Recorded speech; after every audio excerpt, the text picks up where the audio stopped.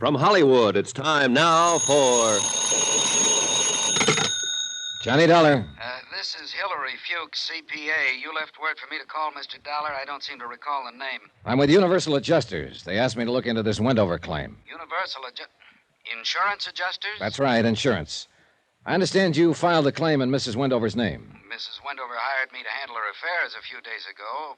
Who do you want to talk to, me or Mrs. Wendover? Anybody who can make me understand why Mrs. Wendover let a $50,000 policy lie around for 2 years before she filed a claim. I'll try. I don't know whether I can convince you or not, but I'll try.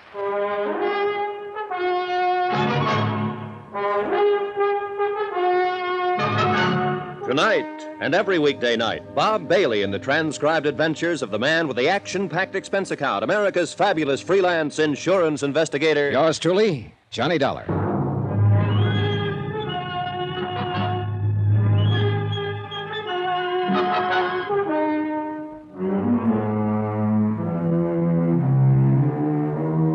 Expense account submitted by Special Investigator Johnny Dollar to the Universal Adjustment Bureau, 518 Spear Boulevard, Hartford, Connecticut. The following is an accounting of expenditures during my investigation of the Tears of Night matter.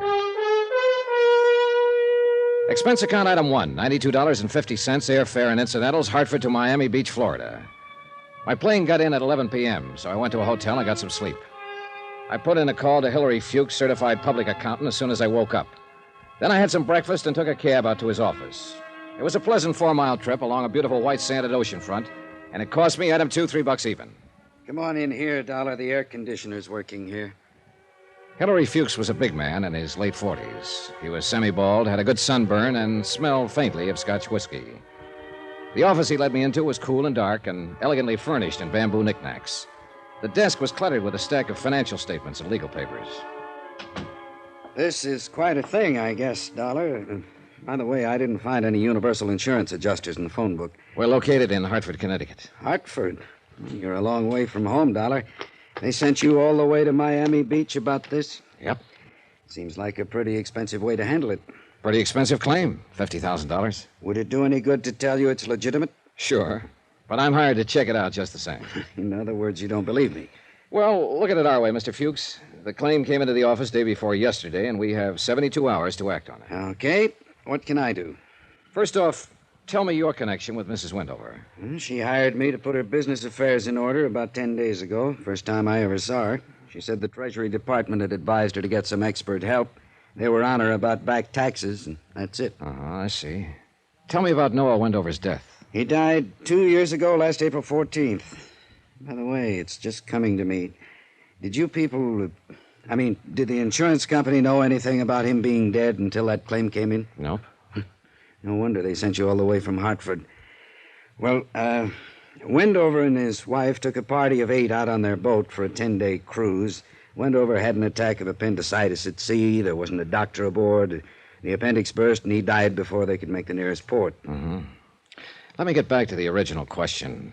Why all this time before Mrs. Wendover filed claim for benefits? Well, you really got to know Mrs. Wendover, I guess. She's a little crazy, a little wacky, a little strange. These are your impressions of her? It's a consensus. I asked around after she came here the other day. The story is that she and Wendover had a pretty good thing in their marriage. They were wild about each other. They spent money like water, and they had plenty of it to spend.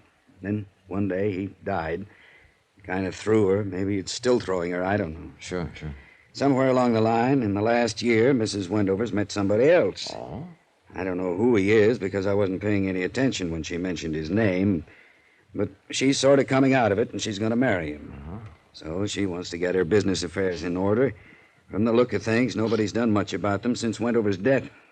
You see all that stuff on the desk? Yeah, I noticed it. It's all hers. She brought it to me in 3 big hat boxes. Stocks, bonds, bills, deeds, I don't know what all. I know she's in a little trouble with the government. Not because she hasn't got the money to pay them, but just because she hasn't bothered with anything like that. Anyhow, one of the first things I came across was the insurance policy thrown in there with all the rest of the stuff. And look, you see these checks? Yeah. Almost $90,000 dividends on some oil stock. Doesn't even bother to open or mail or cash her checks. Well, a lot of people around the country, including your insurance company, are going to be startled when I finish straightening all this out. I sent the policy claim in as a matter of course. That's my explanation for it being 2 years late. Well, that's a pretty good explanation. Look here. She completely forgot she loaned an $8,000 automobile to a friend in Tampa 14 months ago. I asked her about it, and she said she thought she'd left it at the filling station. What? And here, the boat Wendover died on, worth $60,000. She sold it to a fisherman last year for $5,000. Yeah, I get the idea, Mr. Fuchs. Yeah. So you filed the insurance claim in her name along with a dozen other matters that should have been taken care of 2 years ago. Yeah. You play golf? No. Well, I do, and I'm tired of looking at this pile of stuff. Mind if I look at it? Help yourself, all yours. I'll be at the club. Do whatever you have to. By the way, what do you have to do? Verify this death certificate and the coroner's report. Well, then you'll honor the claim? I'll file my report, and it's up to the insurance company to do as they see fit. You're kind of cagey, aren't you? That's why they pay me. Mr. Fuchs. Yeah? Is there some kind of bank balance in this stuff, current? Well, you'll find it there, but I'll tell you, in cash, Mrs. Wendover's worth about $950,000. I doubt very much if she's trying to cheat the insurance company out of $50,000. You can't ever tell, though, can you, Mr. Fuchs? Nope. Can't ever tell.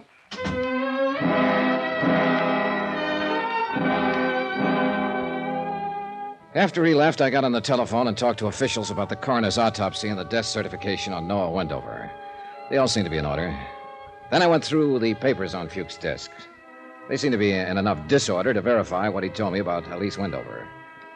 I left Fuchs' office about 4:30 and went back to my hotel, carrying a picture of a woman who had existed in a state of limbo for 2 years or more, so far as responsibility and attention to business went. Johnny Dollar. Hillary Fuchs, can you come over to my office right away? I just left there. What's up? Mrs. Wendover, she's having a fit. Come on over.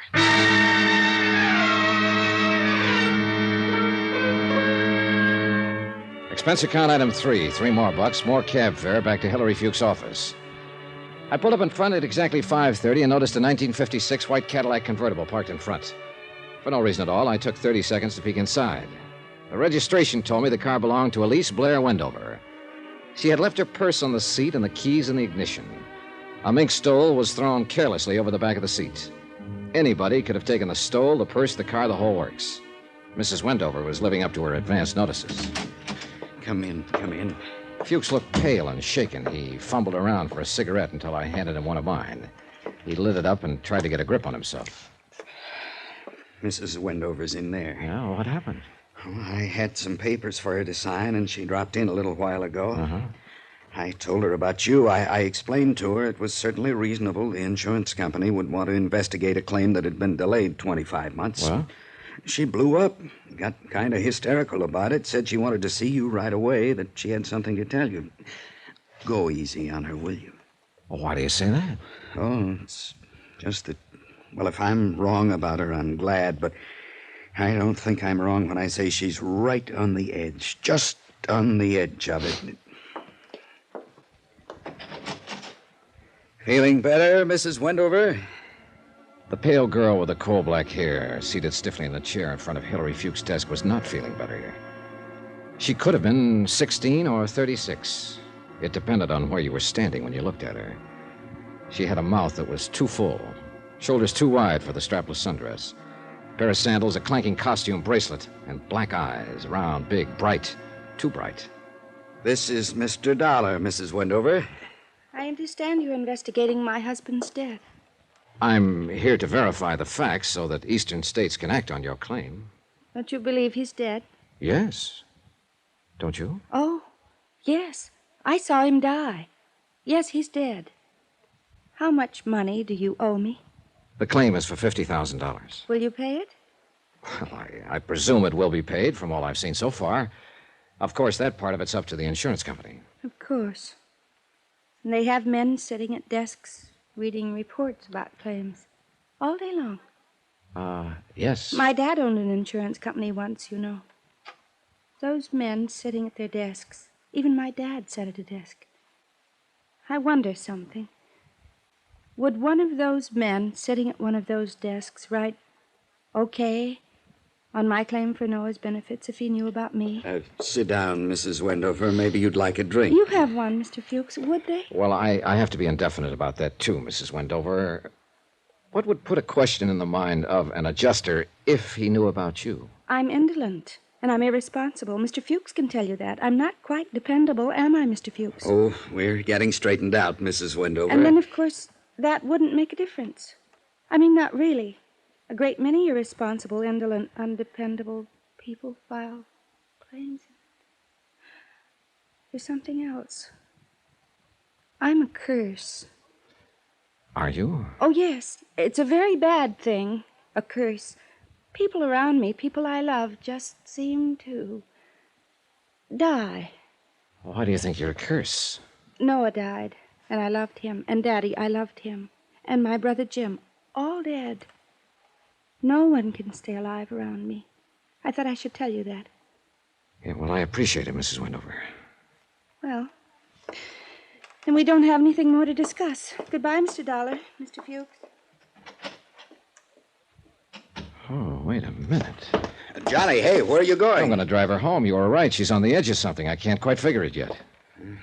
Brother was killed in Korea. Her father died of a heart attack 10 years ago. I got that much from the papers on your desk. Lord, where'd she ever get the idea? Oh, I don't know. I've heard of things like this happening. I'll phone you later. Right. Wait a minute.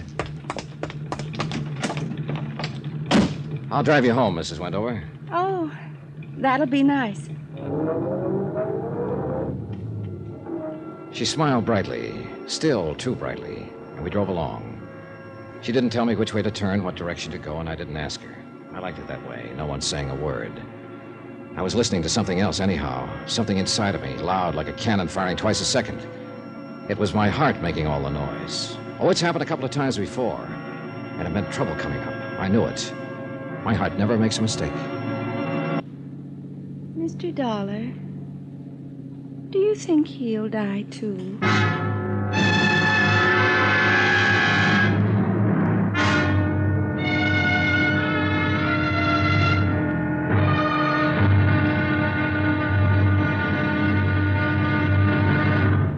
Now, here's our star to tell you about tomorrow's intriguing episode of this week's story. Tomorrow, right out in the broad daylight, I have a look at the tears of night. Join us, won't you? Yours truly, Johnny Dollar.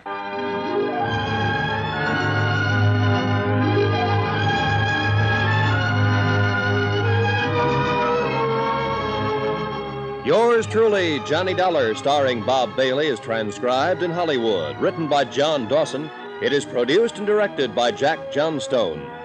Be sure and join us tomorrow night, same time and station, for the next exciting episode of Yours truly, Johnny Dollar. Roy Rowan speaking.